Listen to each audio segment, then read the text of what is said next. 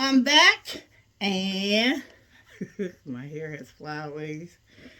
I just woke up not too long ago. So I had to get some much needed rest. My eyes is going bad because I haven't had no much needed rest. So now I got to make sure I get some rest so I don't go blind. I need my eyes. But we're on Jasher chapter 80. Let's see how long it is. It's not real long, but long enough. So fasten your seatbelts. Take a seat, take a listen. Let's get started. And at the end of 2 years, the Lord again sent Moses to Pharaoh to bring forth the children of Israel and to send them out of the land of Egypt. And Moses went and came to the house of Pharaoh, and he spoke to him the words of the Lord, who has sent him. But Pharaoh would not hearken to the voice of the Lord, and God roused his might in Egypt upon Pharaoh and his subjects. And God smote Pharaoh and his people with very great and sore plagues. And the Lord sent by the hand of Aaron and turned all the waters of Egypt into blood, with all their streams and rivers. And when an Egyptian came to drink and draw water, he looked into his pitcher, and behold, all the water was turned into blood. And when he came to drink from his cup, the water in the cup became blood. And when a woman kneaded her dough and cooked her victuals, their appearance was turned to that of blood. And the Lord sent again and caused all their waters to bring forth frogs, and all the frogs came into the house of Egypt, of the Egyptians. And when the Egyptians drank, their bellies were filled with frogs, and they danced in their bellies, as they danced when in the river. And all their drinking water and cooking water turned to frogs. Also, when they lay in their beds, their perspiration bred frogs. Notwithstanding all this, the anger of the Lord did not turn from them, and his hand was stretched out against all the Egyptians to smite them with every heavy plague. And he sent and smote their dust to lice, and the lice became in Egypt to the height of 2 cubits upon the earth. The lice were also very numerous in the flesh of man and beast, and all the inhabitants of Egypt. Also upon the king and queen the Lord sent the lice, and it grieved Egypt exceedingly on account of the lice. Notwithstanding this, the anger of the Lord did not turn away, and his hand was still stretched out over Egypt. And the Lord sent all kinds of beasts of the field into Egypt, and they came and destroyed all Egypt, man and beast, and trees, and all things that were in Egypt. And the Lord sent fiery serpents, scorpions, mice, weasels, toads, together with others creeping and dust, flies, hornets, fleas, bugs, and gnats, each swarm according to its kind, and all reptiles and winged animals according to their kind came to Egypt and grieved the Egyptians exceedingly. And the fleas and flies came into the eyes and ears of the Egyptian, and the hornet came upon them and drove them away, and they removed from it into their inner rooms, and it pursued them. Wow. And when the Egyptians hid themselves on account of the swarm of animals, they locked their doors they locked eye closed, locked their doors after them. And God ordered the Selenith, I don't know if that's the way it's pronounced, which was in the sea, to come up and go into Egypt. And she had long arms, 10 cubits, in the length of the cubit of a man. And she went upon the roofs and uncovered the rafterings and floorings and cut them, and stretched forth her arm into the house, and removed the lock and the bolt, and opened the houses of Egypt. Afterward came the swarm of animals into the houses of Egypt, and the swarm of animals destroyed the Egyptians, and it grieved them exceedingly. Notwithstanding this the anger of the Lord did not turn away from the Egyptians, and his hand was yet stretched forth against them. And God sent the pestilence, and the pestilence pervaded Egypt, in the horses and asses, and in the camels, in herds of oxen and sheep, and in man. And when the Egyptians rose up early in the morning to take their cattle to pasture, they found all their cattle dead. And there remained of the cattle of the Egyptians only 1 in 10. And of the cattle belonging to Israel in Goshen, not one died. And God sent a burning inflammation in the flesh of the Egyptians, which burst their skins, and it became a severe itch in all the Egyptians from the soles of their feet to the crowns of their heads. And many boils were in their flesh, and their flesh wasted away until they became rotten and putrid. Notwithstanding this, the anger of the Lord did not turn away, and his anger was still stretched out over all Egypt. And the Lord sent a very heavy hail, which smote their vines and broke their fruit trees and dried them up, that they fell upon them. Also every green herb became dry and perished. For a mingling fire descended amidst the hail. Therefore the hail and the fire consumed all things. Also men and beasts that were found abroad perished of the flames of fire and of the hail, and all the young lions were exhausted. And the Lord sent and brought numerous locusts into Egypt.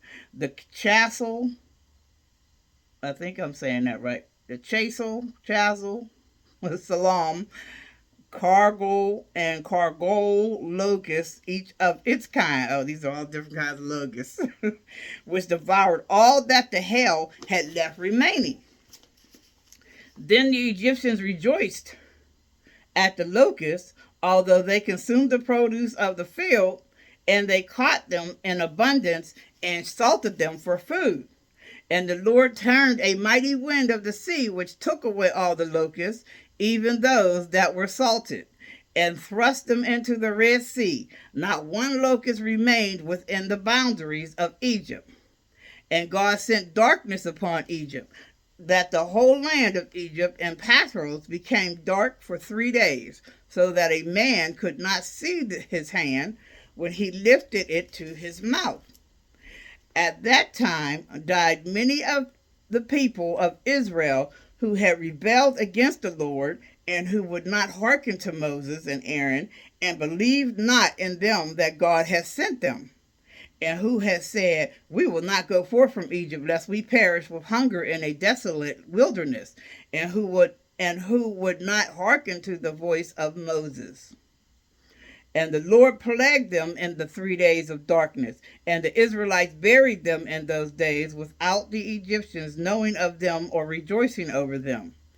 And the darkness was very great in Egypt for 3 days, and any person who was standing when the darkness came remained standing in his place. And he that was sitting remained sitting, and he that was lying continued lying in the same state. Wait a minute. And he that was walking remained sitting. And he that was walking remained sitting upon the ground in the same spot. And this thing happened to all the Egyptians until the darkness had passed away. And the days of darkness passed away, and the Lord sent Moses and Aaron to the children of Israel, saying, celebrate your feast and make your Passover. For behold, I come in the midst of the night amongst all the Egyptians, and I will smite all their firstborn, from the firstborn of a man to the firstborn of a beast. And when I see your Passover, I will pass over you. And the children of Israel did according to all that the Lord had commanded Moses and Aaron. Thus did they in that night.